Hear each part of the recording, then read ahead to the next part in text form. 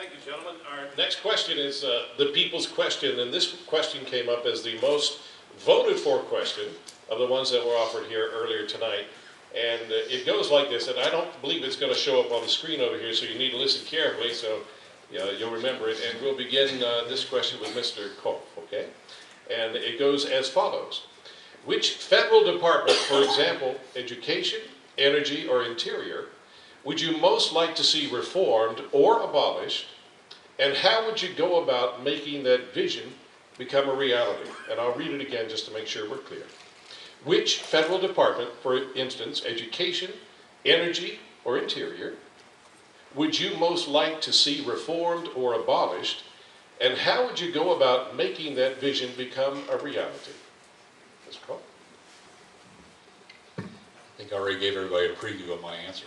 But I'd like to say all the above if I could. But I would choose Department of Education. Long time ago, I used to work with the Department of Education, and I know how Byzantine that agency is. I know how ineffective they are, and I know how much regulation they put on our local schools. Education of our children there is nothing higher to a parent or to our community than the education of our children. Things like Common Core must go. We have to be able to locally identify the needs of our children, locally manage those needs, and put priorities on our abilities to do that.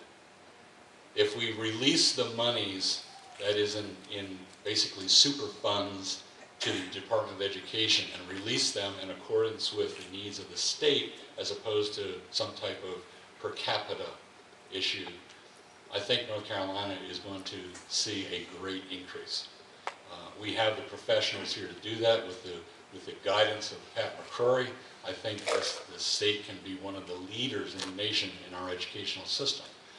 If you do not take over your own control of your own education, you're bound to be at the same level as everybody else in the United States. And to be honest, having lived in California, I would not want to see California at that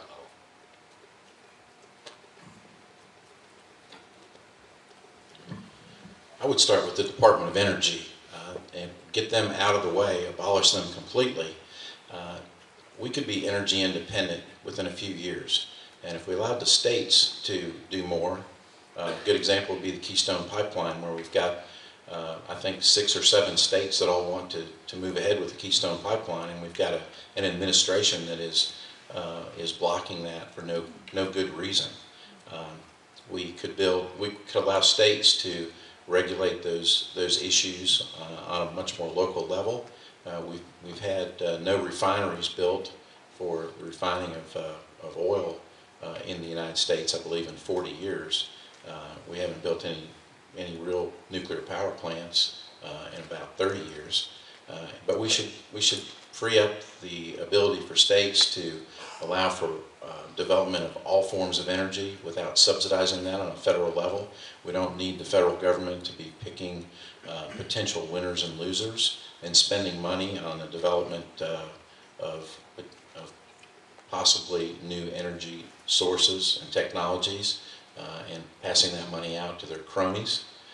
We could allow for the states to do more offshore drilling, fracking, solar, wind, whatever that local state wants to develop. Not all states are going to approach that the same way. But North Carolina could be energy independent. We're on a great continent that has an abundance of natural resources, natural gas as well. Coal can still be used very effectively. There's a coal energy power plant right in Rockingham County. Duke Energy operates. It's done very efficiently. It's not harming the environment, and it's creating a needed service, which is energy. The department that I would like to see most reformed would be education. I am a board member of Bethany Charter Middle School in Rockingham County. I'm also the chairman of Providence Charter High School in Rockingham County. We embarked on an effort to begin the first charter high school in Rockingham County about 2 years ago. And through hard work and dedication of myself and a number of members on our board, we were able to get our charter approved, and we're scheduled to open in August of 2014. And why is that important? Well, that's important because in my line of work, I see the destruction that lack of education can do on people every day. I can't tell you how many times I see individuals who say, who have attorneys, and their attorneys tell the judge, Judge, my client has an 8th grade education. Judge, my client only finished the 9th grade. Now, completing high school is certainly one of the indicators of success, but you can go a long way in life, like my grandfather did, without an education, without a formal education.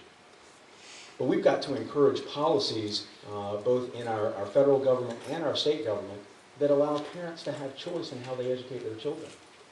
Whether they want to homeschool, whether they want to send their kids to a charter school, or whether they want to invest in a private school.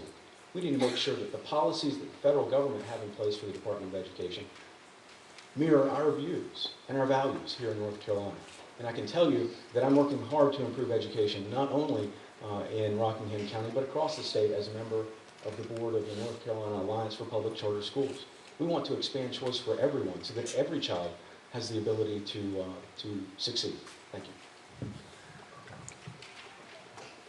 You know, the first thing that came to my mind about what government entity that you would like to reform or kind of abolish, the first thing that popped in my mind is, does the White House count?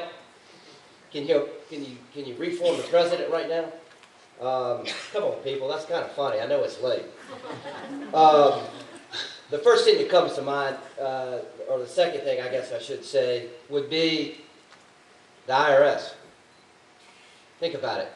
All we talk about is the tax code. All we talk about is lowering taxes. All we talk about is how the tax code is not fair, simple, or reasonable. It hurts small businesses. It hurts large businesses. Warren Buffett is on record as saying the tax code is unfair. It's not right. My secretary pays more taxes than I do. I mean, at what point are we going to step up, in particular as Republicans, when who's been picked on the most by the IRS? Republicans.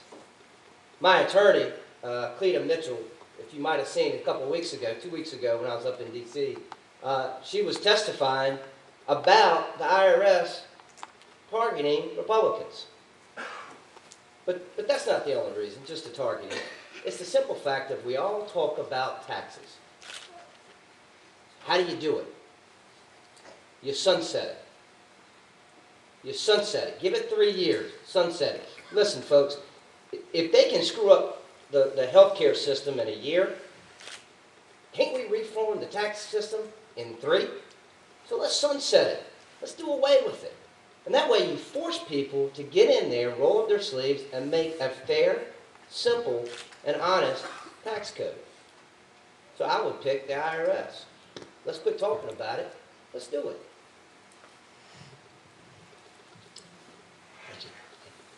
I was fortunate during my career as a banker to be chairman of the board of one of the American schools in Asia. And as many of you know, my wife is a Chinese language teacher. So education has been a big part of our lives. I'd like to get back to the previous question on the economy, and just we didn't have a chance to cover the impact of education on the economy, but I think that it has a very real impact on the workforce that we prepare for our communities. I'll give you an example.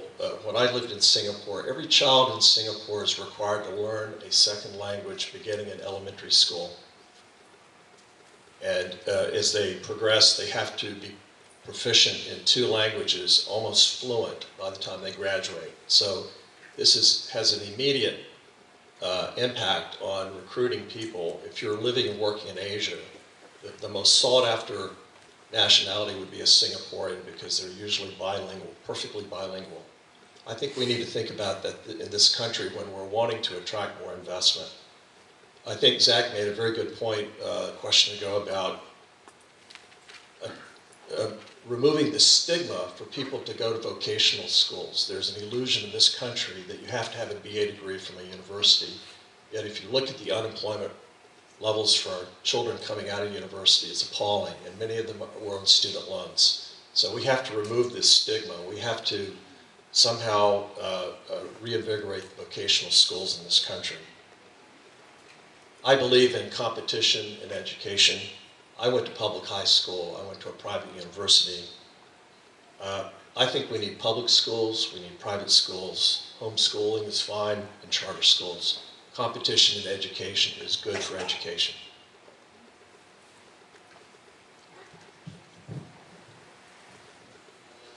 I would like to downsize all of the departments except for one, the Department of Education, which I'd like to abolish. I believe that education needs to be handled at the local level. The more local, the better. When I first went to college out of Southeast Guilford High School here, I went to a technical school.